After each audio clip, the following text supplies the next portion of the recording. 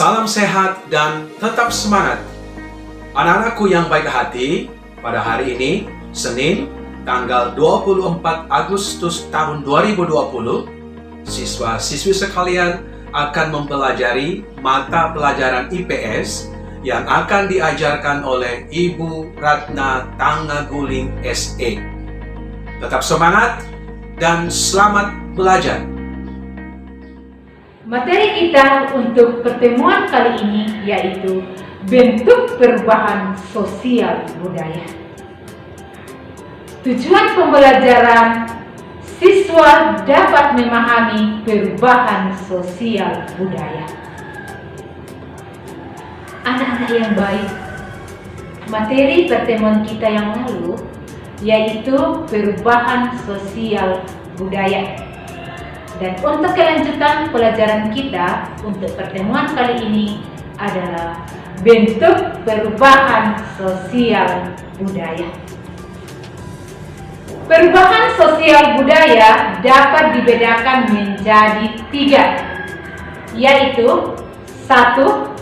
Perubahan dilihat dari waktunya. 2. Perubahan dilihat dari pengaruhnya. Dan yang ketiga, perubahan dilihat dari perencanaannya. Sekarang kita akan melihat satu persatu. Perubahan berdasarkan waktunya dibagi menjadi 2, yaitu evolusi dan revolusi.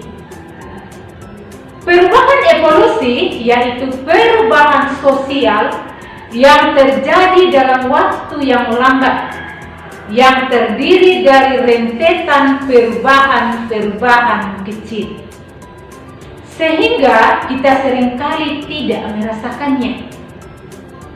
Misalnya, masyarakat tradisional menjadi masyarakat modern. Contoh sederhana,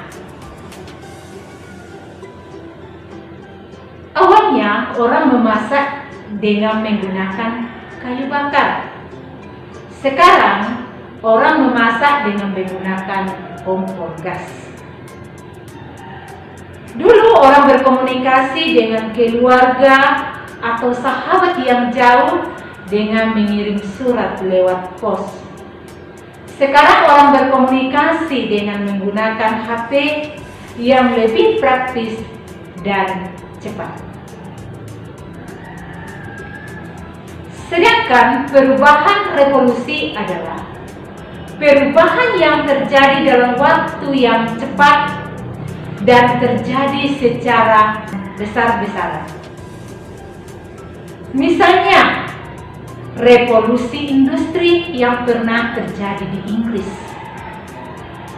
yaitu pada akhir abad ke-18 terjadi peralihan penggunaan tenaga kerja yang sebelumnya menggunakan tenaga hewan dan manusia yang kemudian digantikan dengan tenaga mesin.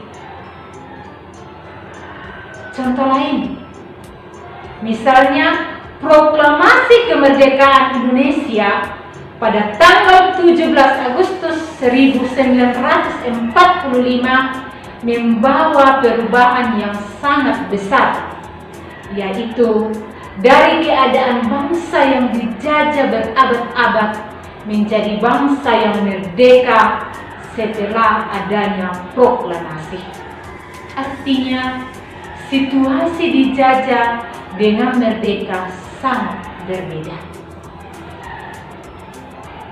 Perubahan yang kedua yaitu perubahan berdasarkan pengaruhnya. Dibedakan menjadi 2, yaitu perubahan kecil dan perubahan besar. Perubahan kecil adalah perubahan yang tidak terlalu berpengaruh. Contohnya, perubahan model pakaian, model rambut, dan sebagainya. Coba perhatikan. Sedangkan perubahan besar adalah perubahan yang terjadi dalam sendi-sendi kehidupan, sehingga dampaknya cukup besar pada masyarakat. Misalnya, suatu daerah yang dulunya adalah lahan pertanian berubah menjadi daerah industri. Coba perhatikan. Dengan demikian, maka aktivitas masyarakat akan berubah. Yang dulunya bekerja sebagai petani akan beralih menjadi pekerja pabrik. Bahkan ada yang menjadi pengangguran karena tidak mampu bekerja. Perubahan yang ketiga yaitu perubahan berdasarkan perencanaannya. Dibedakan menjadi dua, yaitu perubahan yang direncanakan dan tidak direncanakan. Perubahan yang direncanakan adalah perubahan yang diinginkan masyarakat atau dikehendaki. Misalnya pembangunan jalan raya, pembangunan bandara, pembangunan gedung sekolah, seperti gedung SMP Katolik Pelita Bangsa Makabe. Sedangkan perubahan yang tidak direncanakan adalah perubahan yang terjadi di luar dugaan masyarakat. Misalnya bencana alam. Perhatikan gambar. Suatu daerah yang dulunya padat pemukiman penduduk sekarang rata dengan tanah akibat gempa, tsunami, dan likuifaksi. Contoh lain, perubahan yang tidak direncanakan yang kita alami sekarang ini, yaitu cara kita untuk belajar saat ini. Yang biasanya guru dan siswa tatap muka langsung di dalam kelas, sekarang harus belajar jarak jauh atau daring akibat dari pandemi COVID-19. Cara bersalaman, cara bersosialisasi, cara beribadah, semuanya berubah. Ini semua adalah perubahan yang tidak dikehendaki, yang membuat kita untuk belajar hidup dengan cara yang baru atau new normal. Anak-anak yang baik, kita sudah belajar tentang bentuk-bentuk perubahan sosial budaya.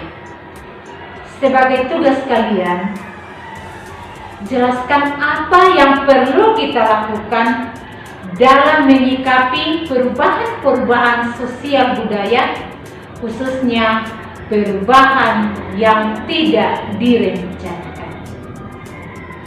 Jangan lupa mengerjakan tugasnya. Selamat belajar, jaga kesehatan, tetap semangat, dan terima kasih.